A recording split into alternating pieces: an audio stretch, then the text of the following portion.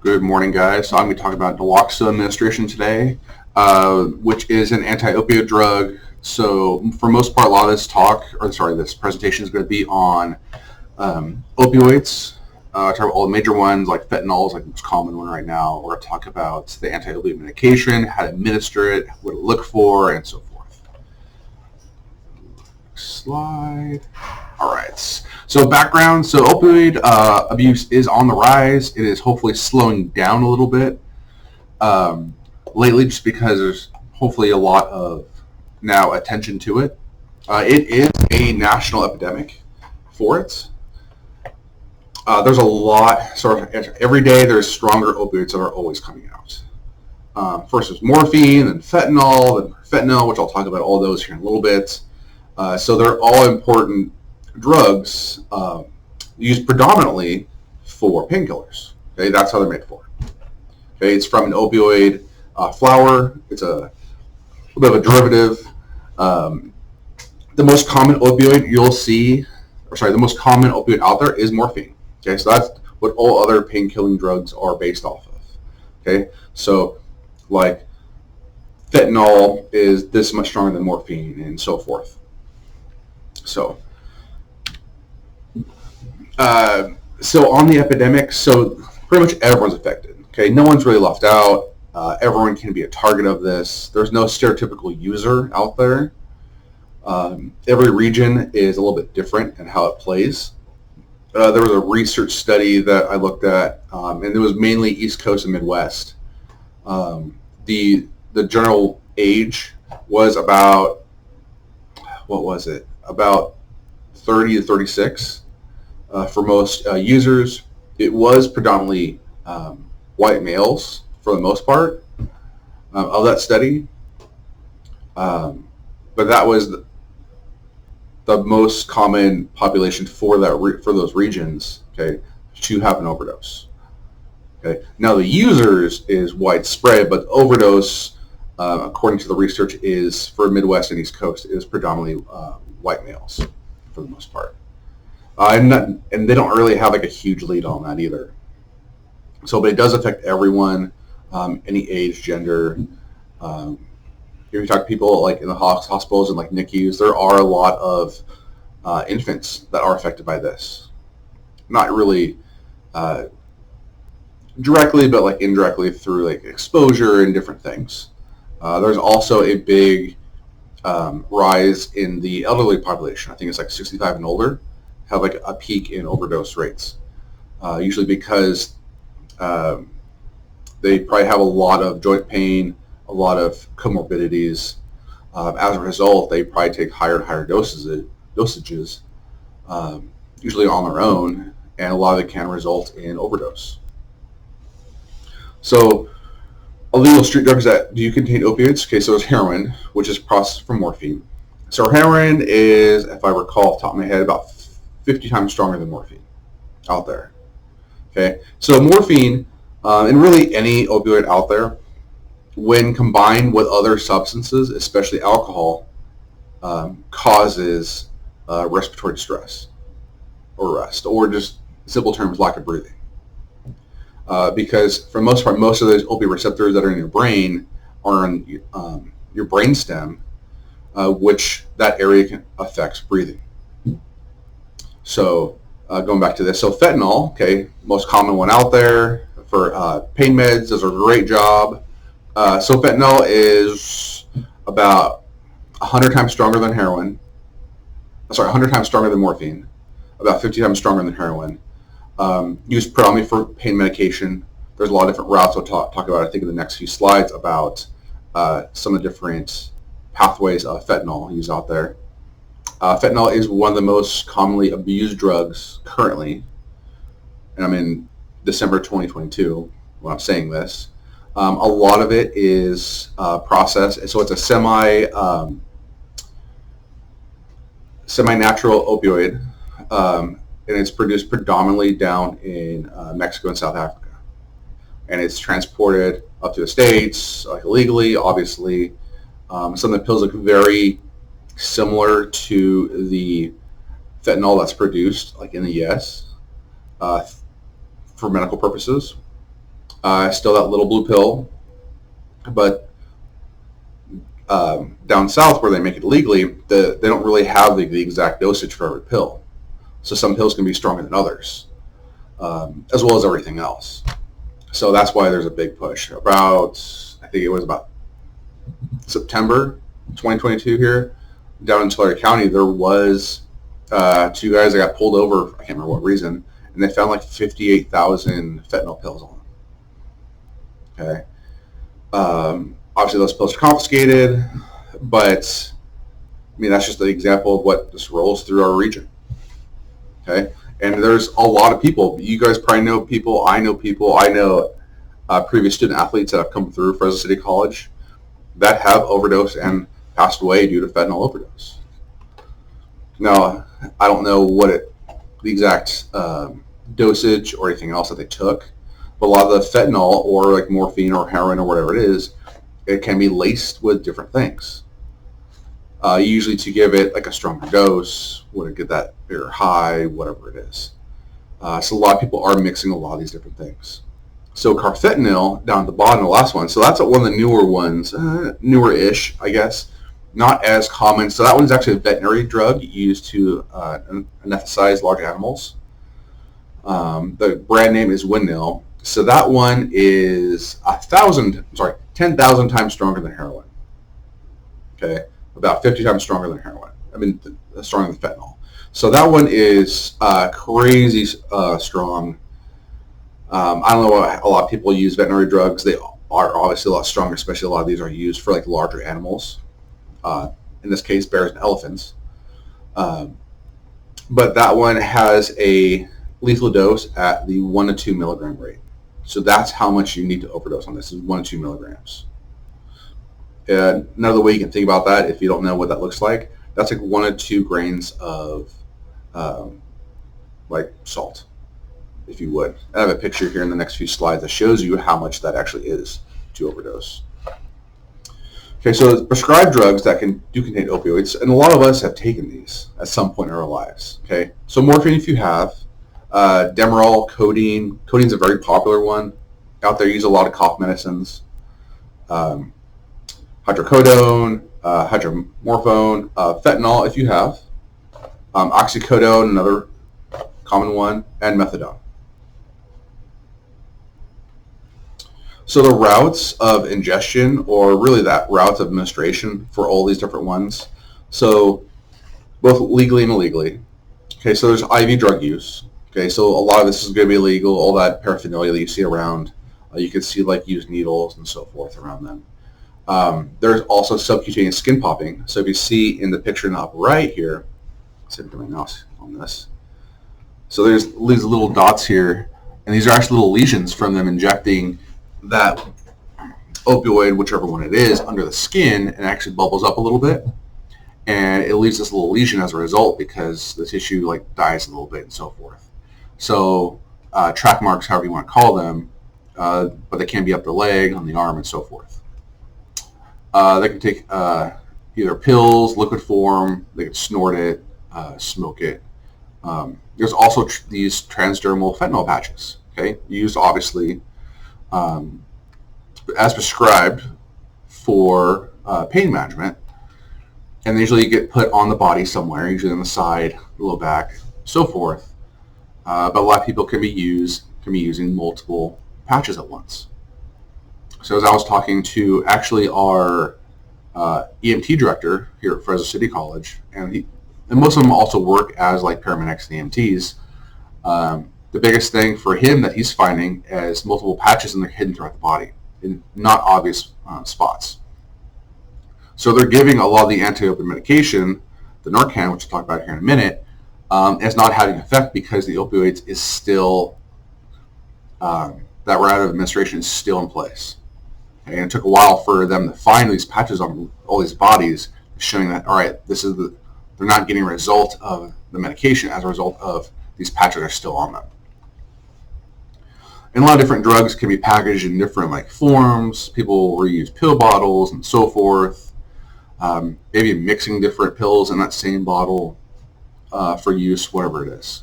Sharing drugs, selling your prescribed drugs, and so forth. So how opioids work? So the brain contains a lot of opioid receptors, predominantly on the brainstem. So when the opioid binds to that receptor in the brain, there's like 4 to 5 different receptors depending on the research that you look at. You get that feeling of euphoria. It blocks out all the pain that you could be having. But when you overdose or get whatever that toxic state of opioids, you get undesirable effects.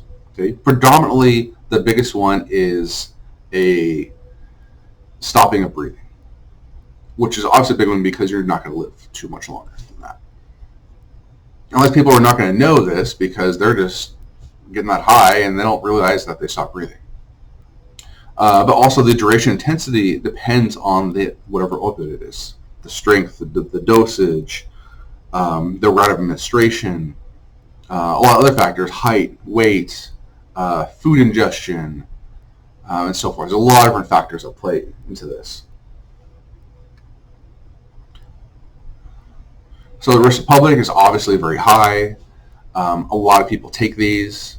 I've even seen people, I don't know if it's opiate or not, okay, but do drugs right outside the classroom or a lecture, and depending on whichever semester you're in, right outside the window. So I saw someone just do a lot of drugs right outside the window. Okay, so it's obviously around. Okay, not saying, we all know that Fresno City College isn't in the best side of town, but not saying that there's one spot that's better than the other.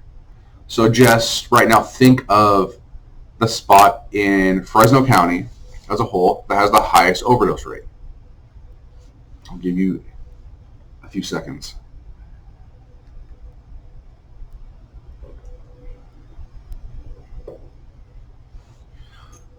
So according to the county populations, so if you thought like River Park, that's a common one for a lot of students. Fresno City College, we do have like a high rates like around in the area. Usually we're living a mile of campus. Sin City, that's over by the Fresno State football stadium. Just west of there, it's called Sin City for a reason. What other hot spots in town? There's a bunch, but the highest overdose rate is actually River Park. That little snippet, if you look at Fresno County map, okay, actual River Park, okay, that little, was it maybe half a mile, quarter mile, little like area, okay, has the highest overdose rate in the county by far. Like not even like, oh, it's a little bit higher than like this area. No, by far as the highest overdose rate. Just so you know, I don't know why it's there. Maybe the bigger congregations, people do more drugs there. I don't know. All right, so here is the 3 common opioids out there, and this is the fatal dose amounts. So you see like heroin right here, so decent amount. Fentanyl, obviously you don't need a lot of it. And then carfentanil, there's 1 little gram there. And so this is how much you actually need to overdose. Okay, so this is from the New Hampshire Public Radio. I found the same image on the CDC, like fentanyl overdose items. So ignore like this little snippet down here. So this is actually like an accurate like depiction of it. Okay, so contact exposure risk. Okay, so obviously like really prevalent. A lot of opioids are absorbed through the skin, inhaled, whether it's intentional or unintentionally. A lot of opiates can be very dangerous in very small quantities. Okay, especially if it's around like children, infants. They get that, let's say, contact high. It doesn't take a lot for them, especially here in the valley. Okay, so with the Central Valley heat. So if you're not from the valley, okay, we get pretty warm here. I've seen 117s, given like I was like youngish, but we do get pretty hot here, and especially a lot of like opiates that get airborne for whatever reason. So if you see any like white powder or whitish powder, don't touch it because that can get airborne.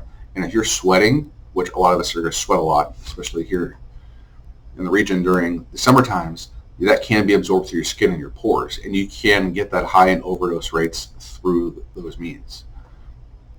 So a lot of first responders are really susceptible to a lot of these different things. So it's really important for them, if you are one of them or want to be with them, okay, don't disturb any powder, okay, for a reason. Okay, that's actually a hazmat issue. Sharps and needles, so like unused needles, sharp containers, whatever it is. So be careful what you touch. Okay, don't share needles, that kind of thing. So protect yourself. So proper PPE. Okay, that's personal protective equipment. Really, really important. Okay, so the easiest form of that right now is gloves and a face mask. Okay, that is the simplest form. A lot of other things you want to don, other appropriate, maybe like a full body protection, ventilator, that kind of stuff, depending on your setting, obviously. The gloves and the face mask are going to be the best things.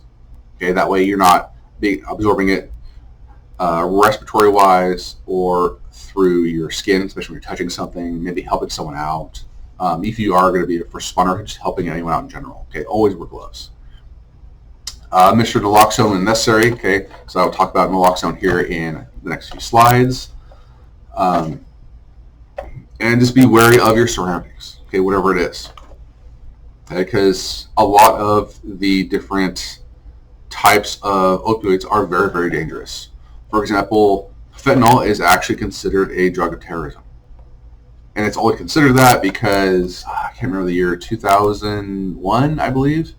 In Russia, there's some terrorists took over a amphitheater, whatever it was, and the Russian military injected a fentanyl derivative airborne into the ventilation system to try and knock them out, and as a result, everybody died. There's 120 something people died as a result of this. And what sucks is it is odorless and tasteless and everything else for the most part, and everyone just stopped breathing and died as a result. So if you are going into law enforcement, just know that there is actually information out there on, depending on the drug use, proper donning of appropriate protection for different things, especially hazmat oriented and so forth. All right, so next we talk about naloxone or Narcan, however you want to term it. Both of these right here are the two common routes.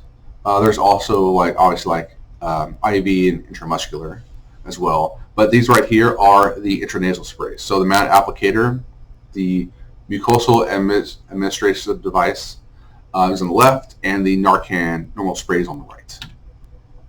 Okay, so naloxone is an anti-opioid medication used to neglect the opioids within the brain. Okay, so why can you give it? Pretty much because the law says you can. So California permits, so there's Title 22 Division 9, so for local EMS, and also there's actually standing orders, okay, for anyone in the state of California, and other states have this too. I just only looked up the state of California that says pretty much any public or layperson can give it. Okay, so like I said, naloxone is an opioid antagonist. Okay, it's actually a opioid derivative.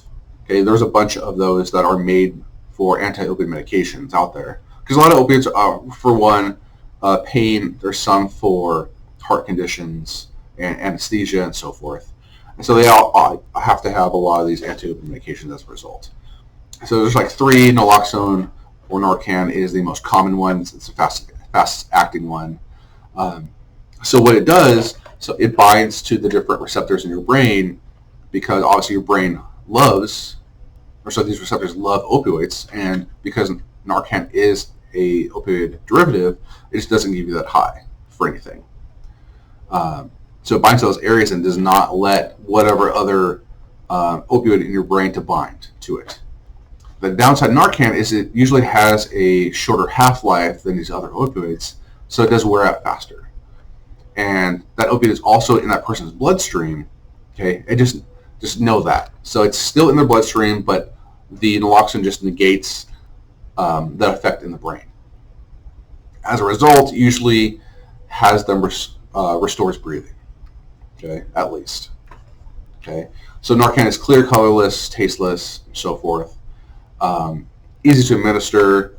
So ways it could be administered. So paramedics can do IV, or depending on like the different county guidelines. So like paramedics and EMTs can do IV and intramuscular. Okay. They can also do intranasal. So they do have the MAT applicator device shown here on the left, okay, as well. So layperson and other like law enforcement can also do the Narcan, the 2-pack here as well. I mentioned this before, and the CCEMSA, that's just the county that regulates all these different things for first responders. Let's see, what did I not talk about? So as a result of giving the Narcan in here, I talked about a lot of this already, they will gain consciousness. And it's pretty instantaneous. So this is a nasal spray up in here. So if I were to just open this up, this is actually a 2-pack. Okay, so this is what the box looks like, as you see. Okay, you see 2-pack down here. Okay, each one is 4 milligrams. Okay, and then once you get one of these, okay, don't split them up. Okay, you want to keep the packs together. So it comes like this, just so you can see and a little closer. Okay, the top nasal spray obviously just goes in the nose, and you just put it up there, and you press the little plunger here in the bottom. Okay, and that's it. Right, just stick up the nose and press it, and that is how you administer it. So currently the intranasal is the recommended approach for layperson. Okay, the best route of administration is going to be IV and followed by intramuscular. They are currently looking at other routes that could be a little bit better administered, like eye drops, cheek swabs, and so forth. And those are still in the kind of research phases right now, for like ethical purposes and so forth. Just because of if that person stopped breathing due to this, and we're giving them nasal spray, how effective is the nasal spray, and so forth. Even though once it kind of binds to like the mucous membranes, that's usually how it gets absorbed into the body. But ultimately, we want to have the best route of administration of Narcan. So that could change in the near future depending on what they use. Also, what's interesting about this is you see the 4 milligrams per container. So oddly enough, you can, layperson individuals can give higher doses of Narcan than EMS can. So I raised this question, and they're going to talk about it probably at their next meeting. But let's see if I can go back and see this. Okay, so obviously both of these are intranasal. Okay, 4 milligrams of this normal Narcan by lay public, bystanders, so forth. The MAT applicator mucosal device. If you can see this, that's 2 milligrams. Okay, so EMS can give a lesser dose than bystanders. Okay, so I raised the question of why is this? Because also on this, you can administer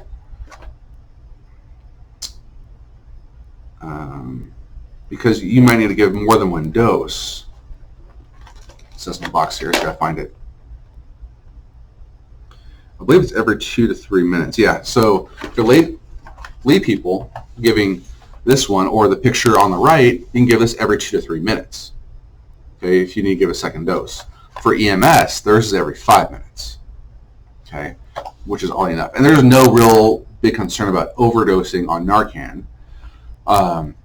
especially if you're overdosing on an anti-overdose medication, if you think about it. So hopefully they get that situated, and there could be a reason for it. But just know that. And depending on the medication, depending on the opioid, you may need to give 2 or 3 of these, depending on the intensity, the route of administration, a lot of different factors, especially on the opioid. Okay, so with, let's say, fentanyl, you may need to give both dosage. If it is carfentanil, that one I mentioned previously, used for veterinary purposes, you have to give 2 to 3 of these, according to research. Okay, it's going to take, on average, according to research, about 10 milligrams of naloxone to negate a carfentanil overdose, to where other ones require 1 to 2 of these, okay, which is 4 to 8 milligrams. So just know that. So that's why it's just really important to not split up the dosages. Okay, so what does naloxone not do? Okay, it doesn't do anything for anything other than opioid. Okay, so if that person is on any other drug, okay, it's not going to do anything.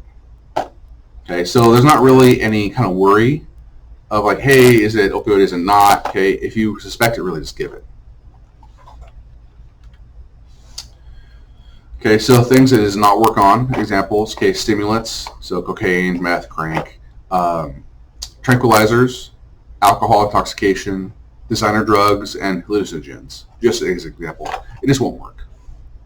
Not saying that we're expecting everyone to know the difference between the two, but if you suspect it, okay, just give it.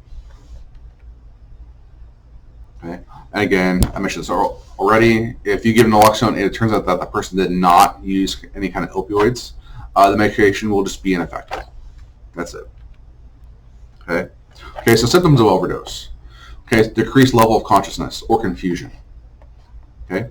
Obviously, unresponsiveness. Pinpoint pupils is usually the hallmark sign of overdose. So their pupils are going to be super vasoconstricted, super small in there. Respiratory depression or arrest, snoring, cyanosis, which is that bluish coloring, especially around the lips and nail beds. That's just a sign of oxygen starvation. Cold, clammy skin, and they can often be in the presence of that paraphernalia, whether that needle's still in their arm or whatever it is. Because a lot of it is pretty instantaneous. So using Narcan, it is pretty much instantaneous on it. I'm trying to get ahead of myself on this. But most people that do drugs and overdose is also pretty instantaneous. So, but those people, according to that study I mentioned earlier, on like the different kind of populations, when Narcan was administered, there was, I think it was an 82% survival rate. Okay, and most of that was pretty instantaneously as well. But those people that did not use Narcan, okay, I think it was like 92% of them were dead when EMS arrived. So super important to actually have Narcan around you wherever it is. And what's nice about it is it's free. So like here in Fresno County, you can go to the CRMC, okay, the big trauma center here in town, and you walk in the ER and say, hey, I get some Narcan, and they'll throw you a box. Okay? And the only question they want to know is age range and I believe gender. Maybe. That's all you need to know. You can also, at your pharmacy, request it.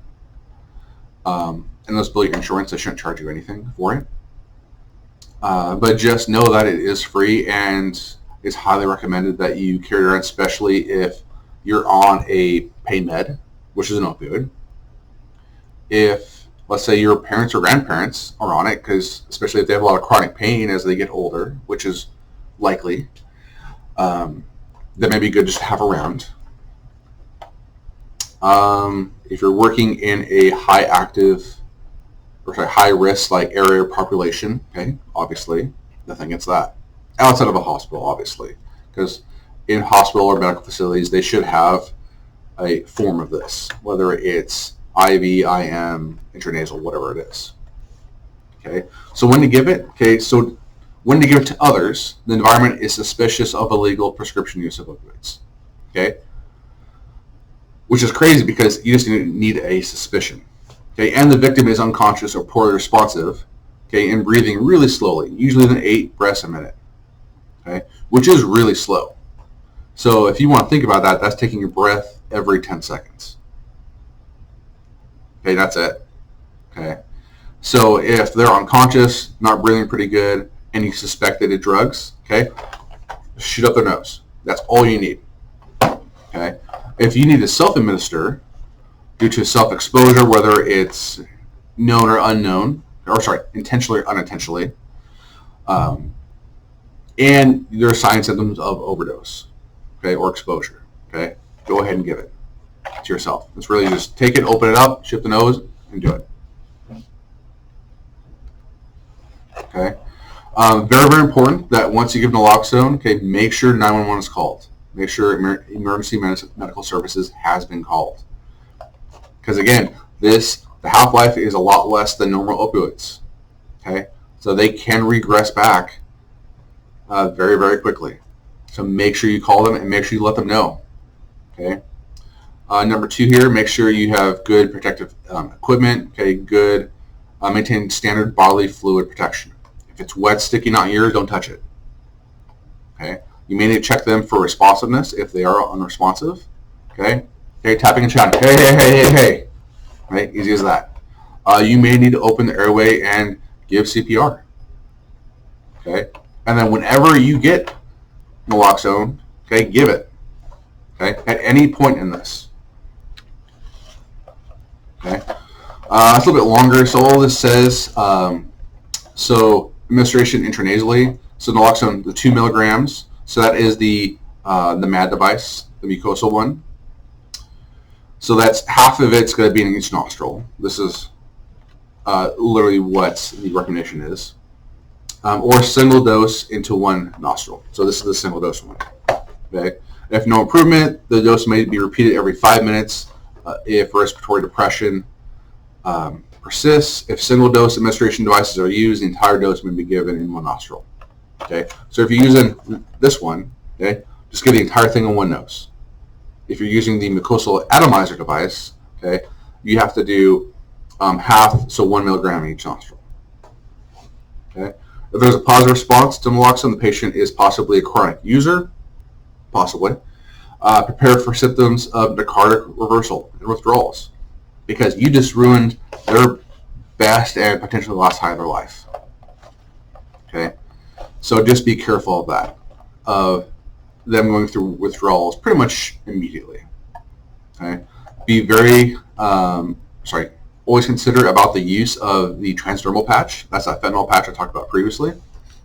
And make sure it is removed. Do not use your bare hands for this. Okay. Because that transdermal patch, so transdermal is made to be absorbed through the skin. So if you take it off with your bare hands, you could potentially get that dose through your fingers. Okay. So effects of giving naloxone: increase level of consciousness, increase respirations, because hopefully it's going to start breathing again. Okay. And so they're probably going to be agitated. Okay. Because again, you ruined their high. They could become violent and angry. Okay. So obviously, like, back away if you see this. They're probably going to be confused and they want to leave the scene. Okay. Very high chance of this.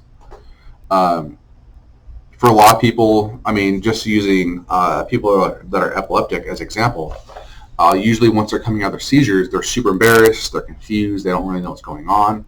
So they want to go somewhere private so that way they can collect themselves. Okay. Try and make it as less embarrassing as possible for this. Try and keep them calm and composed. And don't leave them alone. Okay, because again, that opioid's still in their system, and they could regress back. So now they left, and you're like, oh, I want to give them some space, and they found somewhere private, alone, secluded, and then they overdose again, and then they die, and no one can find them. Okay, so that's why it's very important to stay with them, make sure EMS is on their way, and so forth.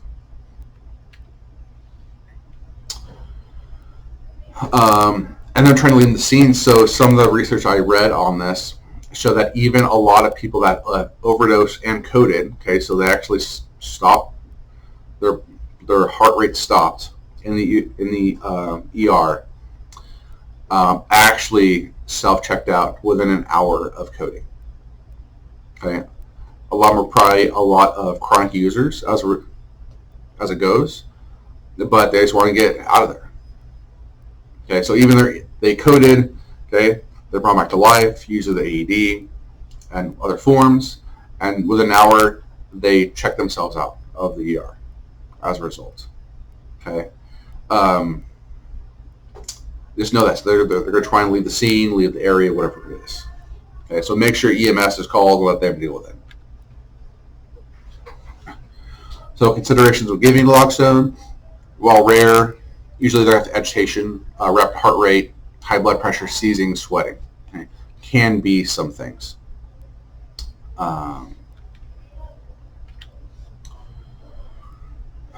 Try not to repeat myself. Obviously, 911 always super, super important. Verbally tell them that you gave naloxone. As well as they might want to even take the packets that you use. Okay, just so they can know which ones you use, how much you use out of it, and so forth. So tell them exactly about that. All right, so make sure all your devices are in good shape. So, for example, if you're using medication, make sure it's not expired. I mean, at the top, it'll tell you expiration date up there. I know it's really blurry, you can't see it. So this one expires June 2025. Okay, make sure it's not expired. Make sure it's not cracked. Make sure it's not exposed to elements. Okay, like high temperatures, sun for too long. Okay, really important. Make sure you have appropriate protective equipment. Okay, gloves, face masks, so forth. Okay. So for the MAD device, I don't want to get like too in depth on it. I'd rather you guys focus on this pack. So the mucosa atomizer, it takes a little bit of time to get together because there's 6 steps for it.